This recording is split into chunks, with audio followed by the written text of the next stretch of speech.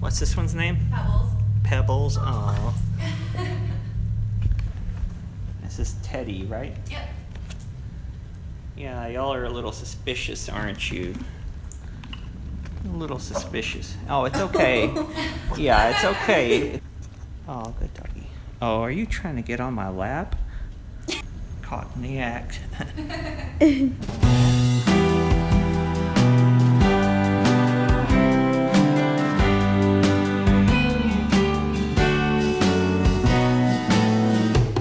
Hello, this is Jamie Maldonado. Welcome to Camera Insecura. And wow, I just want to thank you all for all the views last week, all the response to my video about the Nikon mirrorless camera announcement, and thanks to all the new subscribers. Welcome. Please subscribe and like this video, share it with your friends, leave a comment. I love your feedback, and I super appreciate it. And this week we have another mirrorless camera on the horizon. The Canon full-frame R series cameras are leaking out, not yet announced, but they're very similar to the Nikon Z series, with a few more promising additions, if you ask me. None more than the back screen that swings out so you can, I guess, vlog with it. But I love articulating screens. They are one of the biggest selling points to me. And I don't, for the life of me, understand why pro cameras don't have those and why the lower levels do, because I consider it a premium feature. It's a waist level viewfinder. On my Fuji GFX 50S, I use it all the time. I think some of you may have misunderstood my intentions on my mirrorless talk last week. I never intended, and said early in the video, that I would not be obsessing over specs. I don't think they matter a whole lot past 18 to 24 megapixels, to be honest. And the autofocus is important, but no one's even had their hands properly on these cameras. Just a little bit, the Nikon Z series, and definitely not the Canon or any other of these upcoming full-frame mirrorless things that are coming out. So I think it's all pointless until that. The image quality is going to look fine. There are a few things like low light performance and autofocus that kind of matter, and especially movie modes that matter, like if it does full frame 4K and things like that. Until we get to those points, I just don't see the point about it. I look at things holistically and historically, because I realize that people used view cameras and moved to SLR style and twin lens style medium format cameras, and then they moved into the smaller 35mm handhelds. Commercially, those didn't dominate in the 80s and probably most or all of the 90s, because view cameras and medium format cameras could reproduce an image larger. But still, it was a new thing that these smaller sensors became these high-end things. And even magazines, really, it's only very recent that they started doing 35 as the dominant, and I can't even say if it is a dominant. I've seen Annie Leibovitz with the 35mm Canon quite a bit, but you also see her with, is it Hasselblad's, I think she uses for medium format. And so for the DSLR to dominate the way it has, it's just unusual in photographic history. So we should expect that at some point something will roll along next to 35mm. And so there's nothing really more to talk about that right now, but I'll have some thoughts about the Canon stuff when they come out, when those cameras come out. And Panasonic apparently has something, and also the Fuji X50R, the rangefinder version of the GFX 50S is supposed to come out.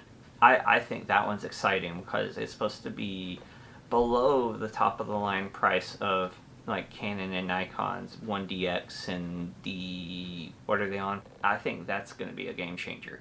I have a show September 15th at A&E Garden Gifts Gallery.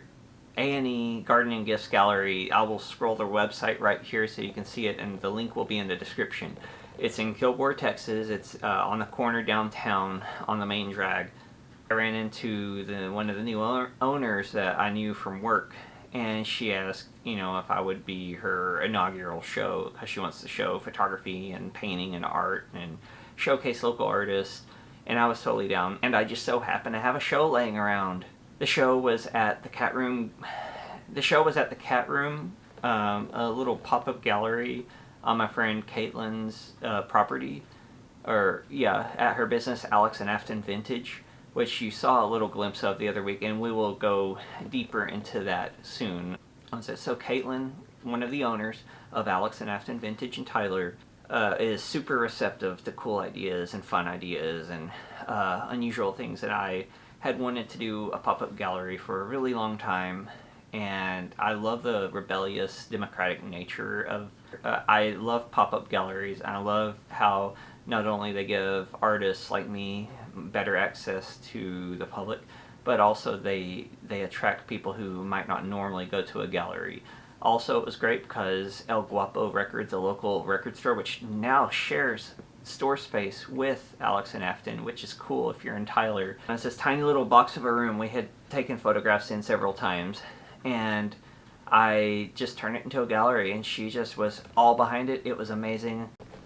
So Caitlin was super helpful, Amanda was super helpful, and if you're going to do a show like this from scratch, like I did, have help.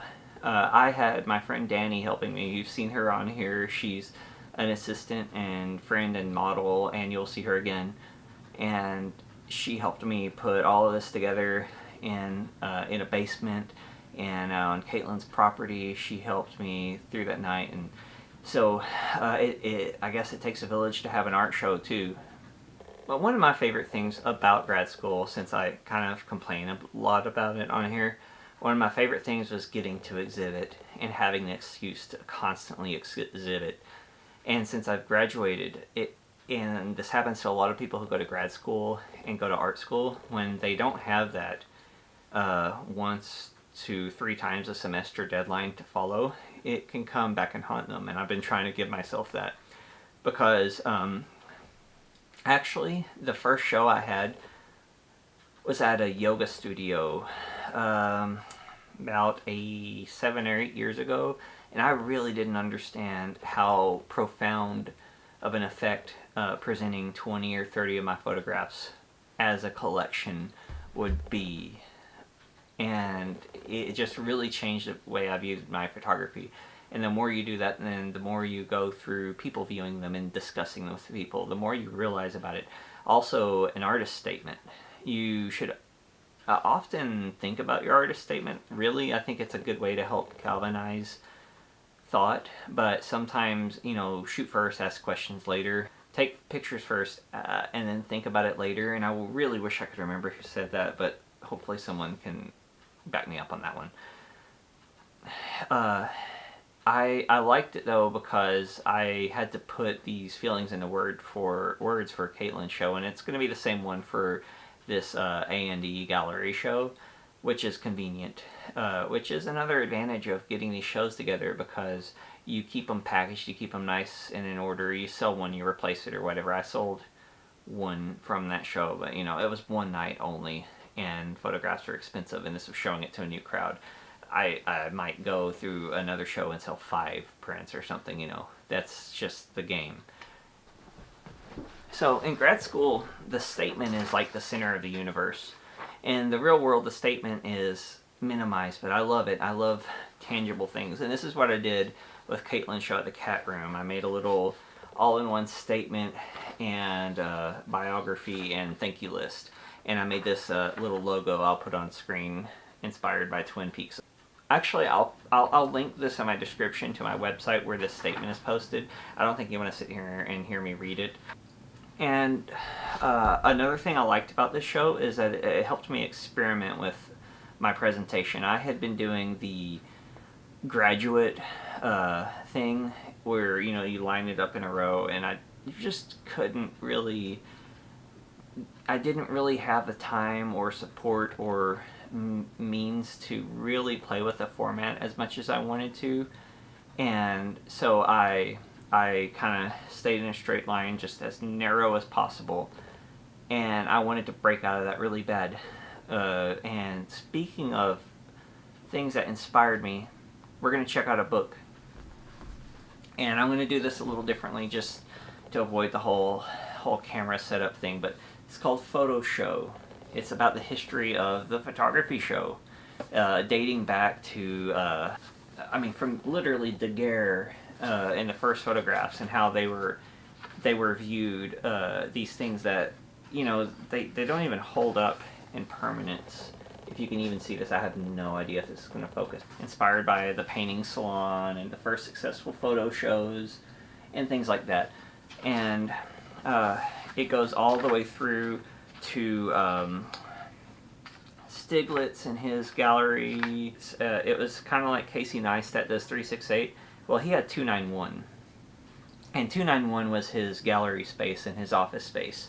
And he printed Camera Work magazine, which, if you see a real copy of Camera Work, consider yourself lucky. Pictorialist movement was showcased heavily in this.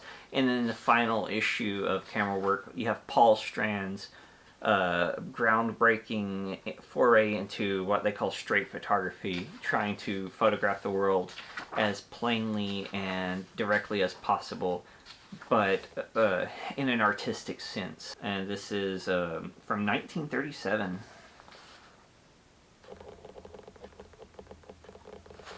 And The Family of Man, another really important exhibition. Just these neat things like the human eye and the direction, and I just love their presentation.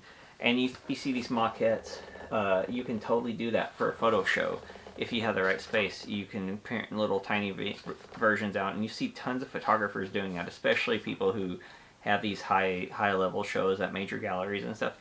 And here's my favorite part, and the part that's inspiring me in my current attempts at experimentation, which the Cat Room show, which I called How to Be When You Aren't Anywhere at All, that I was my beginning foray into this, as you'll see. But this is Wolfgang Tillman's 1995 show. It was, his installation was revolutionary. And you see work like this carried over by Todd Hido now, and I'm trying to do stuff like that. I will link this, an affiliate link, in the description. Highly recommend it, especially if you don't get to go to a lot of photo shows. I think it's great. And that brings me to another point, and this is that you need to go to shows. You need to really experience how photography is presented to the world, because photography doesn't end at your phone. It doesn't end on the computer. That is one of the showing spaces, and that's actually something they talk about in this book. But photography was traditionally something that had ended in print. For us to not print out is cheating ourselves. And that's why I like photo shows. The scale of a photograph is important, because I can have something epic. And you can get a concept of the epicness, which is nice, but if I want it Jeff Wall big, it doesn't have the impact. Also, in other news, I am converting a room. I am working on the equivalent of a home studio for filming and for art, and I'm documenting it as I go. I will do a full rundown of why this woodworking has anything to do with photography and art when I discuss the artist studio very soon. There will be a film development live stream. I'm going to probably try to combine it with black and white film and color film, and I'll repost that. And then I will have the long-awaited, long-promised DSLR scan tutorial using those negatives, or the update on it, and the editing, especially the editing of the film, update on that, because I have picked up a lot of techniques since that throwback video I posted a few weeks ago. Also, subscribe so you can keep up with the progress of my show, and I'll share with you why I chose white frames, how I'm hanging the photographs, and why, and we'll look at the night of the opening, and we'll discuss promotion and many other things. Anyway, thanks again. I really appreciate your viewing. Let me know if you have any questions, if you want me to talk about anything, and I will see you on Thursday.